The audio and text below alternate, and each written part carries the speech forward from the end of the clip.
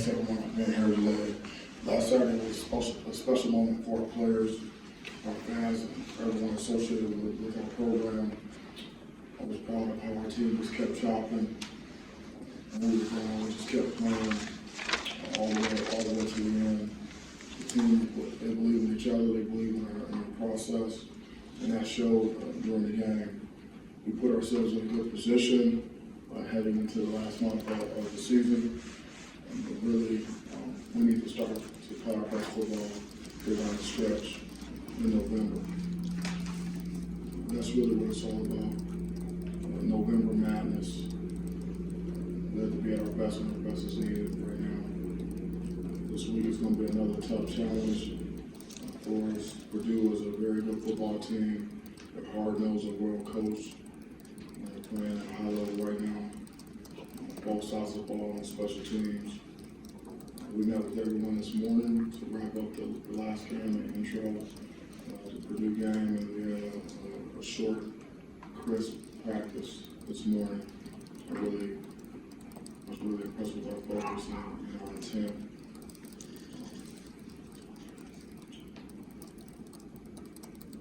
This is going to be a week full of very focused preparation.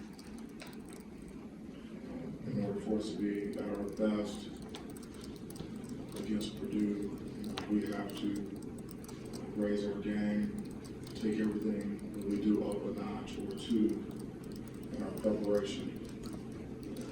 That was laid out this morning to our players, and they responded to that today in our meetings and our practice. Again, I'd like to thank our fans. Our fans have been great all season. Woodshed, so the electric atmosphere. The student section at deep end was just tremendous. A lot of energy, and our fans have traveled well all season. So we're going to need Spartans to show up for us in West Lafayette.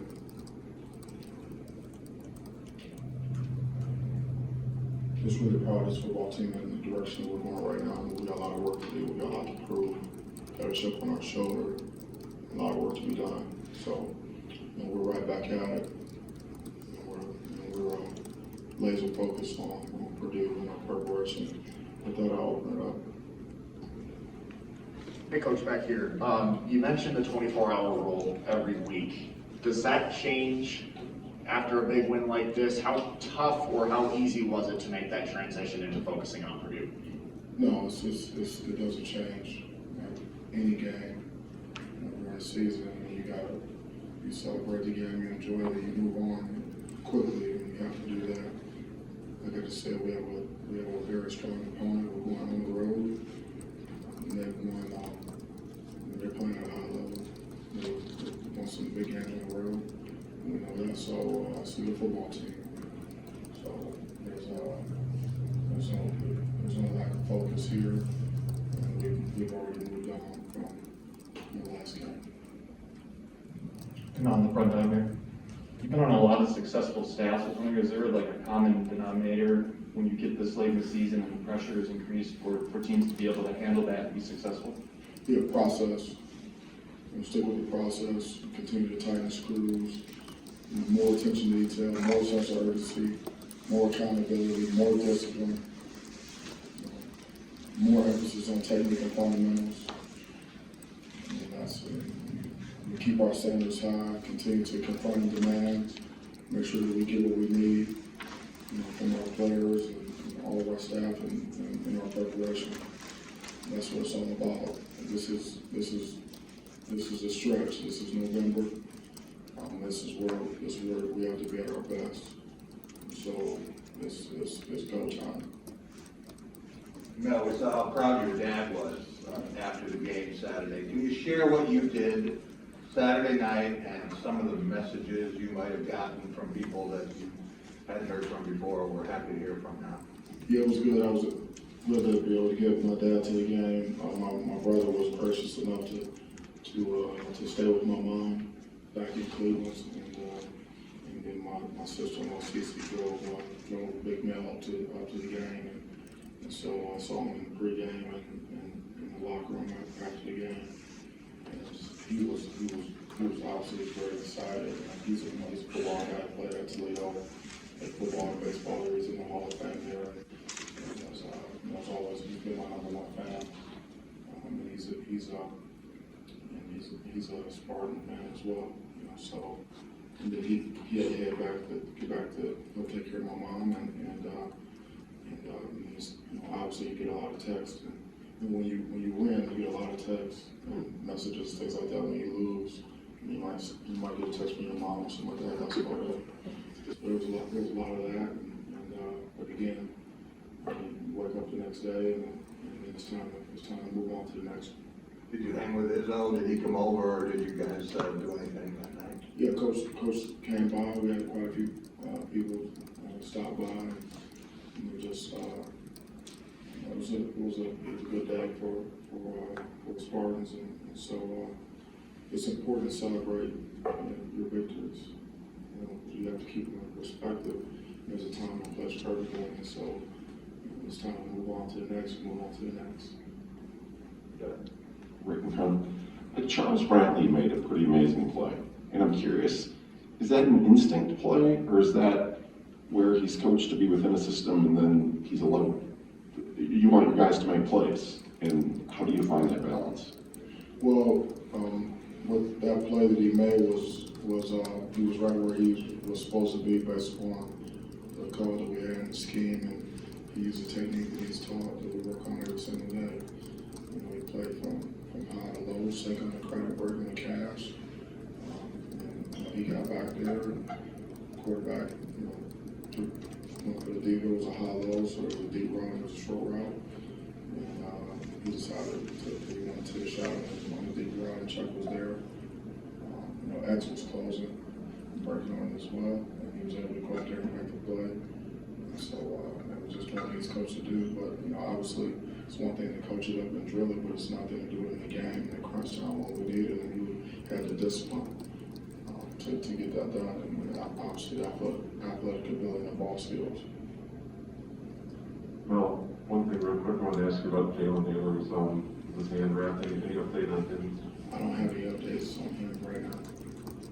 The other thing I wanted to ask is, when you see Purdue, I know you're always focused on the opponent, you don't really look at a lot of things, but when Purdue's able to go up a couple weeks ago, go to Iowa and on the road and beat a team like that at a point of ranked #2 in the country, does that almost help to dial that focus back in with guys and be able to say, look, this team is, they've beaten good teams already, you can't just show up and expect to win? We're not going to just show up and expect anything. So that's not part of what we talk about. It's not part of our mentality.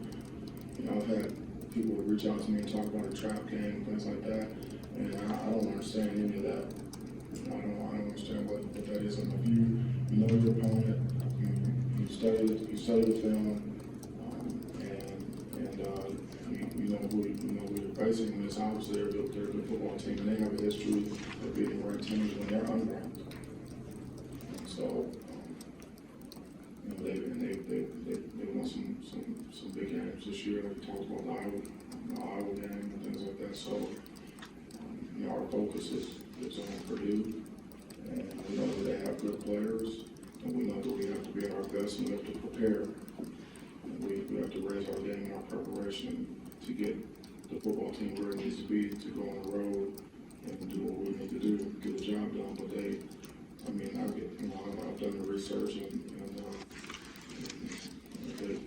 obviously they're playing on a high level and they expect to win. So it's going to be a good Big Ten football game in November. Well, I know when you were on staff, and it's kind of looking back a little ways, you could come off the Ohio State win in '98 when you were a grad assistant and the loss at Purdue. And Purdue historically has kind of had that ability to do that. Do you go back and show these guys that game, or any of the games where you either come off a Michigan win or a big win and say, this is how we need to stay focused, this is why we need to stay focused? Yeah, throughout the week we're going to make sure these guys understand all of that. We have the information, but all you have to do is turn on the tape and see if they have a good football team. But I have zero tolerance for any type of entitlement, really coming out there expect to win, not put the work in during the week, not prepare, casual attitude like that. But that's not gonna, we're not doing that. That's not gonna happen. I mean, they have 16 wins over top 5 ranked opponents when they are unranked. That's the most in the country. They have 9 wins over AP top 2 teams when unranked. That's the most in the nation. 2021, 21-7 over number 2 Iowa. 2018, 49-20 over number 2 OSU, 84, 23-20, 28-23 over Ohio State. 1976, 16-14 over number 1 Michigan. 1974, 31-20 over number 2 Notre Dame. 1960, 23, that was 74, 1960, 23-14 over number 1 Minnesota. 1957, 20-13 over number 1 Michigan State. 1953, 6-0 Michigan State. It was number 2 that beat them. 1950, 28-14 over number 1 Notre Dame. I mean, it just goes on and on and on. So,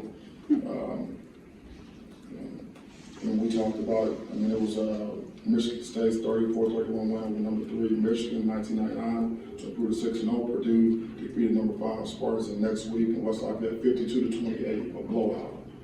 So what more do we need to know? So we're just, it's just preparation. We got to stick with our process and we prepare, to get the job done. It's going to be a hard-fought game. On the road, it's a Big Ten game. They got good players. We got good players, and we got to get out there. I mean, if anybody thinks they're going to roll their helmet out there, they're not going to be going on the trip.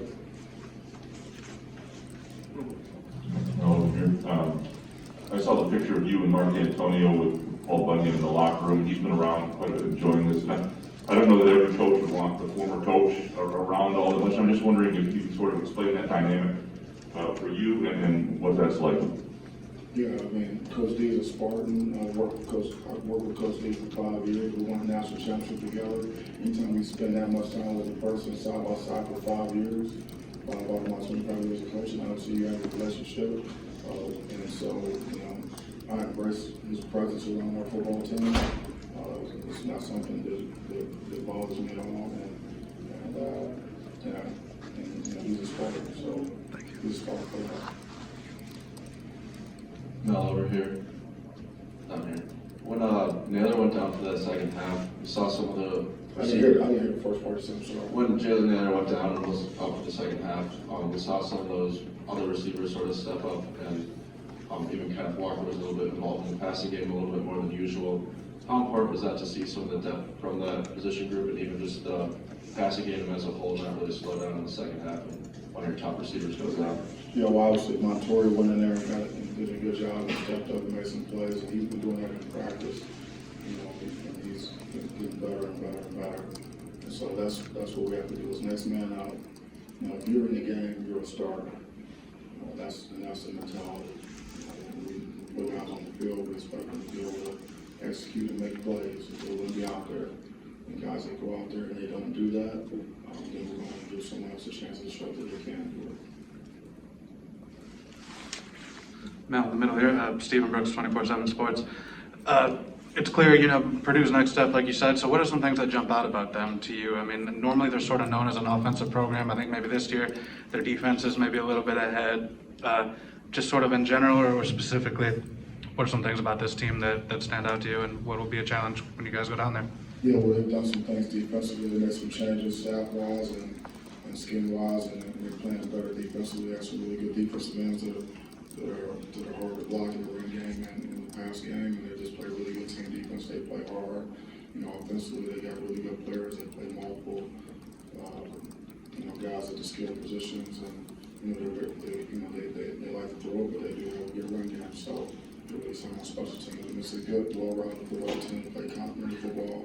They're very, very well coached. They play with a lot of confidence. They're a physical team.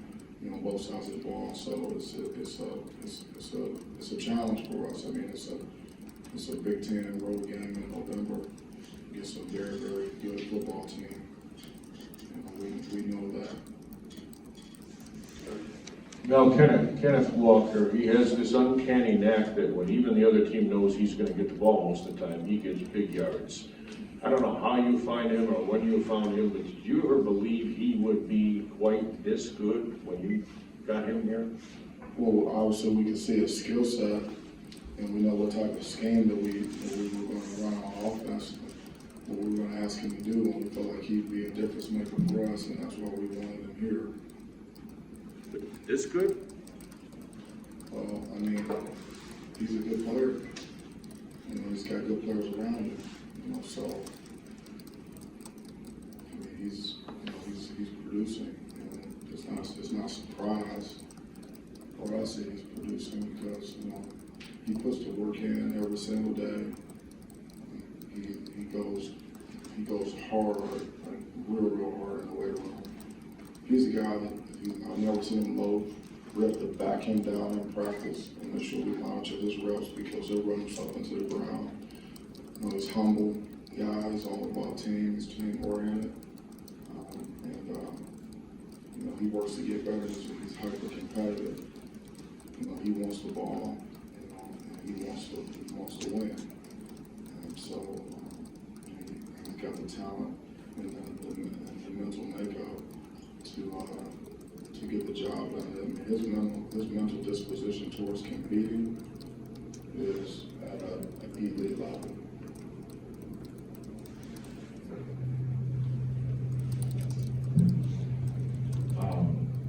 Going back to the 2017 season, a lot of these, I shouldn't say a lot, but a number of these guys were here and competing for a Big Ten championship into November. A lot of the guys on the offensive line in particular. I'm wondering how much that helps for you right now going into November to have guys who have been in that hunt in November. I think experience is a great teacher. I mean, it's you rely on your experience, and whether their experience was good or bad, you learn from it, and then that helps you, moving forward. So I think it's always good to have players or coaches or anyone who's actually been there before. Because some people haven't been there. They don't know what it's like. They don't know what they're getting into. So it helps to have people around, especially in leadership positions, to say, okay, hey, this is what this is. This is what we need to do. Here's where our focus needs to be, and that's how we're going to get this done. Hey, Mel, in the front down here, Ken. Real quick, Anthony Russo, I was wondering if you could address his status and if he is available on Saturday. Yeah, he's our backup quarterback this week. And then with all that was going on Saturday with all the big plays, one of them kind of got lost in the shuffle was that fourth and short where the completion to Naylor. I was wondering if you can kind of talk about that play and what you saw there and the call from Jay. Yeah, it was really good execution, good call, and we know that we're going to have some fourth down calls in the games, depending on the situation of the game, the field position, things like that. So Jay's always going to have fourth down calls ready. He always knows when we're in fourth down territory. Possibly he's going to have those calls ready. We have another one where we critical fourth down where we hit read, on a big play to it's all the way outside the 1 yard line. So it's really good execution, good play call, and being aggressive and playing to win the game. We have make plays. You make plays like that to win those types of games. Mel, the topic of Michigan State's performance after the Michigan game has always sort of been a thing. I mean, you've talked about it here today. Does being undefeated and the goals that you guys have in front of you maybe help with that? And just, do you lean into that much about, hey guys, like anything we want to do can kind of be attained at this point when you're 8-0, or do you just try to make everything about Purdue this way? Do you use those big goals at this point in the year to try to get guys focused and say, look at the prize sort of at the end of the road, Yeah, well, we told them that this, we have to play our best football in November. This is November madness for us, and that was communicated, to our football team. We also communicated to them that we haven't come this far just to come this far. So we got a lot ahead of us, and Purdue is next, and we're laser focused on them. And it's going to be all about our preparation and not just the type of preparation that we had last week. We need to take it up a notch or two. Everyone, myself, coaches, players, trainers, strength staff, nutrition, equipment, operations, everyone's got to take it up a notch, because that's what you need to do this time of year. That's what you need to do to go on the road and beat a good team in November. That's what you need to do. You need to take it up a notch. You need to tighten the screws. Everything's got to be at a higher level, and that's where our focus is, and that's what we're going to demand from ourselves to do that. That's going to give us the best chance to have success in the game. It's all about what we do next, and we got to really get after it this week, and we're going to do that. We're not going to settle for anything less this week, and just elite level preparation and focus and intent in everything we do. Nothing casual. And like I said, if there's any casualness in anyone, they will not go on this. They will not go on the bus to go to the airport. They will not go on this trip. We're going to be lean and mean, and whoever can get it done this week, that's who's going. Kind of along the lines of the fourth down calls, Jay obviously dialed up some pretty good 2-point calls as well. I'm wondering, one, how much did you work on that during the week? And two, after seeing the Illinois-Penn State game, did you have to work on it more with all the 2-point calls in that game that you see kind of could determine the game now? Yeah, we work on 2-point plays every week, so we know what they are. We have more than one, obviously, and it all comes down to execution. It's situational football. We talked about this morning, just how important it is to practice those things and make sure that we're ready to go execute. Whether it could be a short yardage situation, it could be a 4th and 1, it could be a red zone, it could be a 2-minute offense or defense, 2-point plays, defending 2-point plays, 3rd downs, all those situational things we practice every single week, and we emphasize them. They're very important. And you don't know when they're going to come up. You just don't know. You could go a whole season with no 2-point plays, and then again you have again where you're pulling out your 5th and 6th, 7th 2-point plays. So it's situational football, and we do practice those things. Do you like that rule, the 2-point rule in overtime now? Yeah, I'm fine with it. I mean, it's not something that can be changed right now, so it is what it is, and we'll do what we have to do when we get in those situations. Well, Charles Brantley is somebody who early on in camp, we heard people talking about let Chuck be Chuck and all this stuff. I'm wondering with a freshman who seems to have a natural swagger to him and air of confidence, how quickly you saw that in practice with him in fall camp, and how often with freshmen you know it like day one versus growing into it? Well, we saw Chuck on film, in high school that he was, he's a slighter build, right now, and he will come up and strike you. He looks for contact. We saw that earlier in the year. He's going to try to put it on you with whatever he's got, and obviously, he's got speed, he's got some length, and he's got very good instincts. He's a football player, and so we're going to. If you're good enough, you're old enough, and so he had an opportunity to go out there and play, and he's doing things that we've seen him do in practice and things we've seen him do in high school. Just go out there and compete. And he should get better and better as he continues to work at it and learn from his experiences and things like that. And he continues to work with his nutrition in the weight room. That's Hurt Haygood's nephew, so he's got pedigree as well. Did you know that, first week of practice, or okay, this kid's got a chance to play this year? Yeah, we knew that he had a chance just because of his skill set. Then when we put the pads on, we saw that he was willing to strike people at this level. He said, well, hey man, this guy's going to play. And like, he's going to compete. And that's what you need. You need guys that it's not too big for them, and that they're willing to compete and be physical and go out there and make plays. And even, if you get beat, you got to get back in the fight. And he's taking his lumps out there as a freshman this year, but he keeps coming back and he keeps chopping, and he was he was ready to go. When we called his number, he ran on out there and got lined up, and he was running and hitting. And so that's, that's what you need. And it doesn't matter if you're a freshman, or a senior, or whatever. If you can get it done, and then we want to put you out there. Mel, you talked about wanting to build through the high school ranks with recruiting. Obviously, it seemed like a pretty big weekend, a lot of guys on campus. So what's the response after a game like this? Do you kind of feel like you're sensing the turnaround here? And what are those conversations like after a big one like that? Yeah, a lot of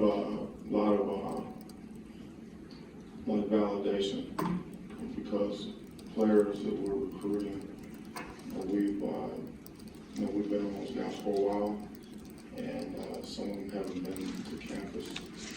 Yeah, this maybe it was their first time being on campus, actually seeing and feeling the atmosphere of like Spartan Stadium, the Woodshed, the crowd, the student section, the band, and then seeing our team play, seeing our coaches coach, just seeing how we go about our business, and then what they're doing is we're competing for these players, and so competition and recruiting is a lot about comparison. So they're comparing what they see at other places when they go to games.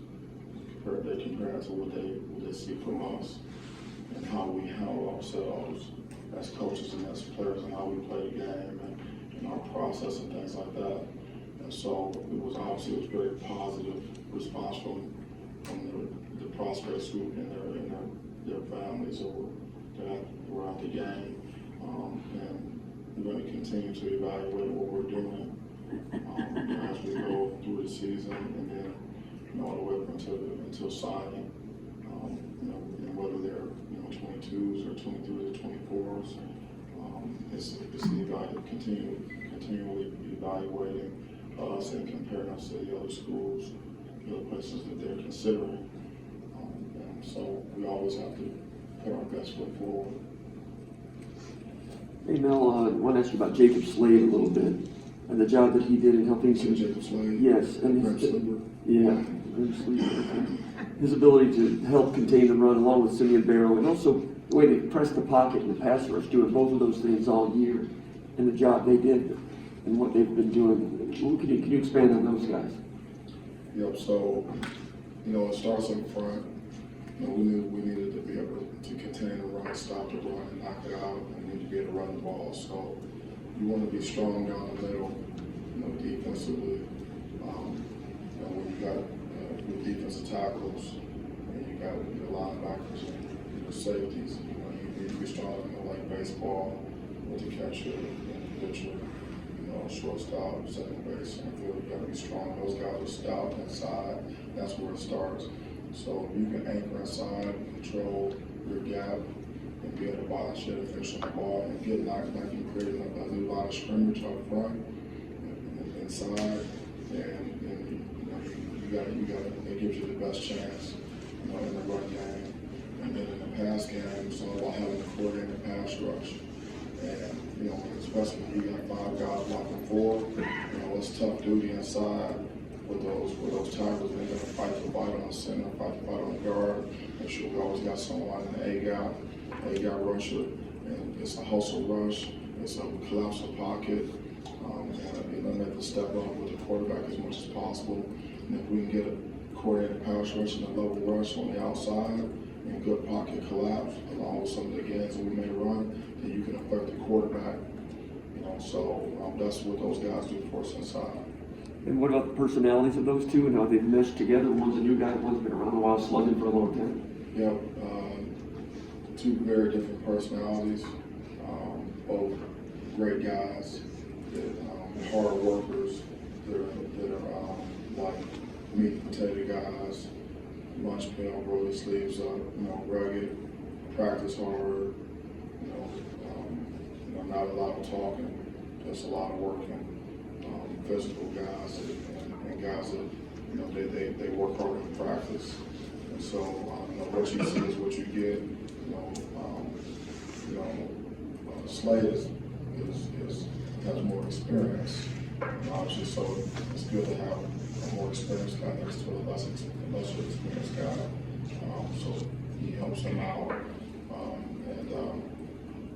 But those are two, stout guys in there. And then you add, we rotate like four or five guys inside there. So we have some good players in there that they can hold up in the run game and make plays and then outside, it's the same type of deal. We need to have a stop front. We need to set the edge and build a wall inside with our ends, our tackles, our linebackers, and then any defensive backs that are part of the perimeter. Once we need to set edge and build a wall in there and be stopped in order to stop the run. And everyone's at the point of attack, whether it's front side or back side. You got to do your job. You can't go 1-for-1 on a blocking scheme. You got to whip your guy, violent shit, and finish on the ball. Once that ball can't challenge your gap, and those guys understand how to do that. They're working to get better. All right, thank you so much. Appreciate you. Go green.